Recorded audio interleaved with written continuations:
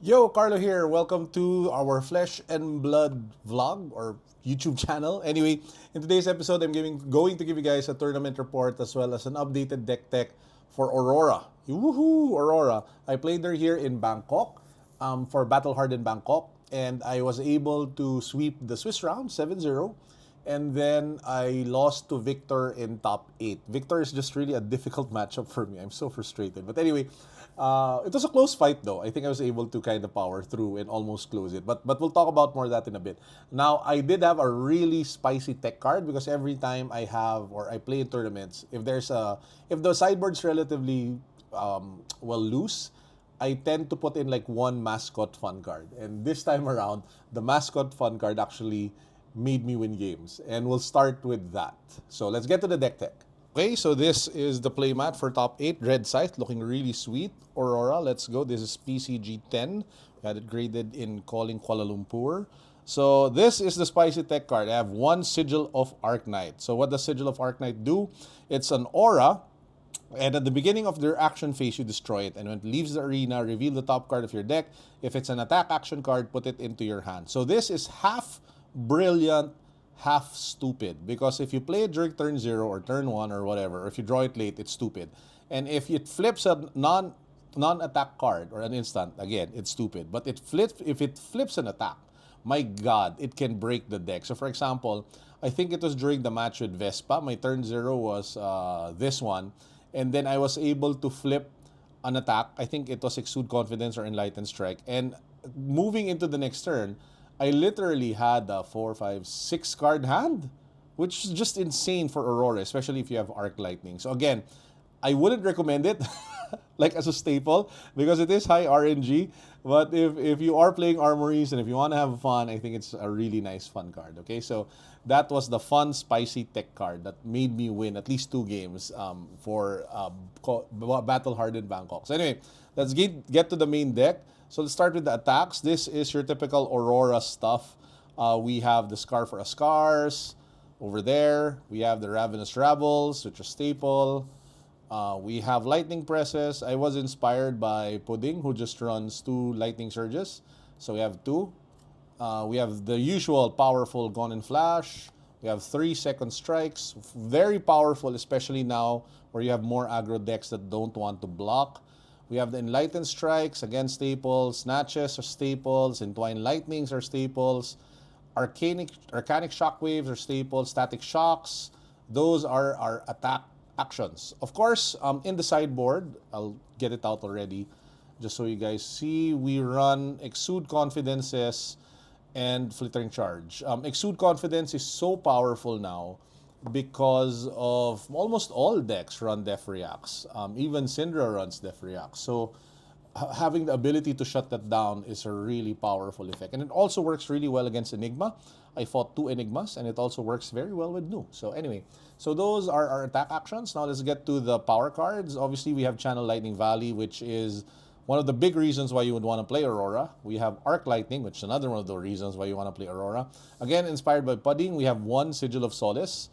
Apart from it enabling power turns with Gone in a Flash, it really helps with aggro matches. In fact, I was thinking of playing 2 to 3 again, just so you don't have to block when you are exchanging and you still gain life. And you get that value, especially again with either Gone in Flash or Flittering Charge. So, but I am tinkering, but most likely I will add more in future iterations of this deck. So let's put that one single copy. For the blues, I have 6 in the main board. We have Current Funnel, which is a staple. Now, here's I think where I differ with the more aggressive lists. I really, really prefer having the block value of Heaven's Claws, especially today. I just feel like there's so much value in being able to have agency in deciding when you want to block or when you want to, convert, either use it to for some other reason. But just having the ability to block for 3, I think is a big thing. So I'd rather have Heaven's Claws than Sigil of Lightning. For the instance, nothing too fancy. Electrostatic Discharge, Lightning Presses, Somersault, which is the bomb, and of course our favorite, Burn Up Shock. So nothing, too spicy here, except probably the 1 Sigil of Solace and the switch from Sigil of Lightning to Heaven's Claws. Now we get to our sideboard. I talked about Sigil of Arknight already. Let's set that aside. Now, I was thinking of retaining Sink Below and then having Shelter, or having Sigils of Suffering and then Shelter.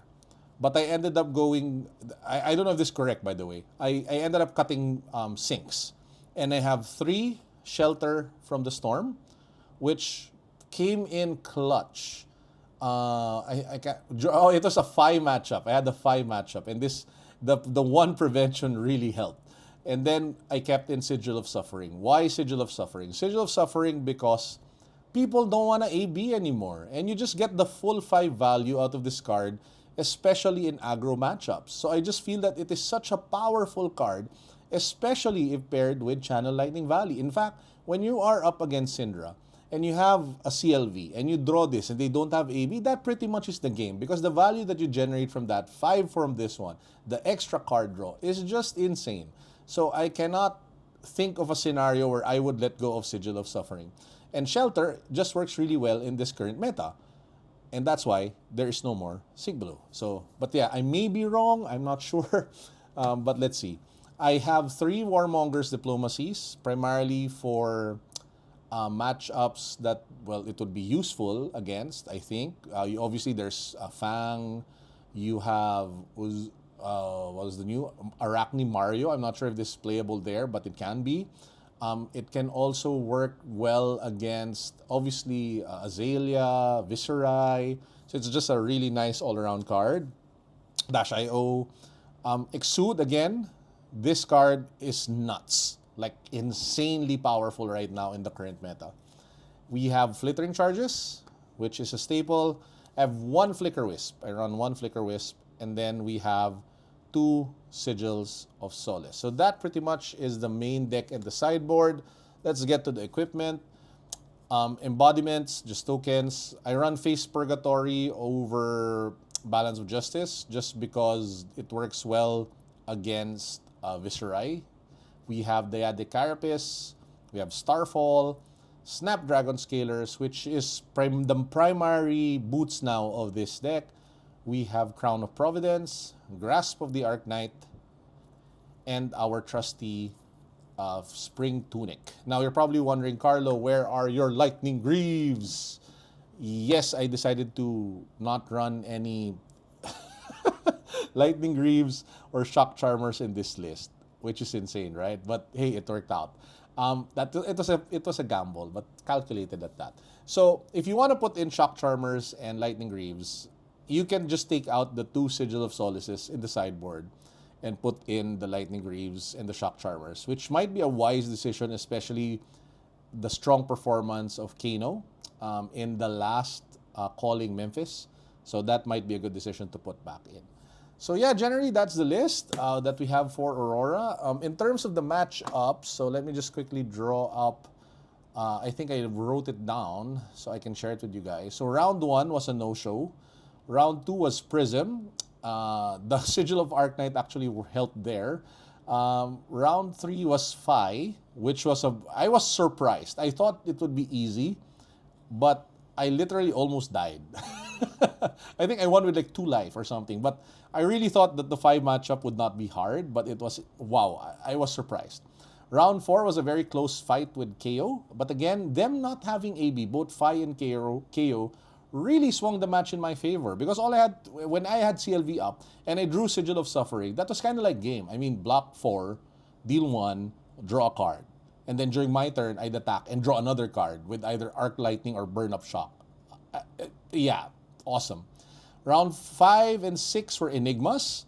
The round 5 Enigma was against Peng Jun, our good friend from Malaysia.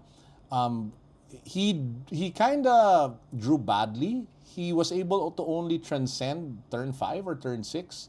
Round 6 was Vespa. I think one of the best players of TCGs in the world, not just in Thailand and not just in Asia. He's a really good player.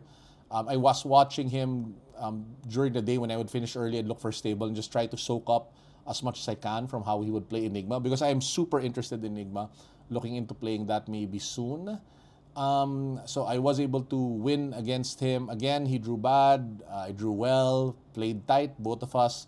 Round 7 was interesting because apart from me, the other 7-0 guy was also a Runeblade, but not Aurora. It was Florian. So Florian, see, round 7, Florian. So Florian, I have a lot of practice into Florian matches, so I kind of know how to play it. In fact, I was kind of confident even if I didn't have AB. I knew I just had to make sure to keep the pressure enough so that he won't have time to disrupt me, or if he tried to disrupt me, he would have to take in ridiculous amounts of damage just to keep the cards. So there was a lot of practice there, and that worked. Round 8, top 8, that's where I lost the match against Victor. The Victor matchup, I think, is winnable, and I lost it primarily because I went second, and he drew, what do you call that, the Victor Goldmane thing, and then he was able to turn 0 Golden Sun me, overpower, and I took 7. And the match ended with him at 2 and me at 0. So those 7 points really mattered a lot. Insanely a lot. And there was a turn that I bricked, that I drew 3 instants and a burn-up shock. And I had Arc Lightning in the arsenal. Oh, Rune Blade. Anyway, so that's when I lost. Yeah, but yeah, again, like what I said, I feel like Aurora is still a very strong contender. If you guys invested in Aurora, don't worry, she's not going anywhere. You might have to tweak the deck a little bit as we go along. Sigils of Solaces might be interesting to add a little bit more to go back to that.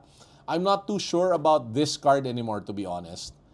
Yeah, I'm not a big Flicker Whisk combo guy. In fact, I am seriously thinking of getting rid of this for today because I am playing PQ Plus and just putting in a second, or just putting in the second Sigil of Solace if I were to run like Lightning Greaves and Shock Charmers, just because I'm starting to get worried about Kanos.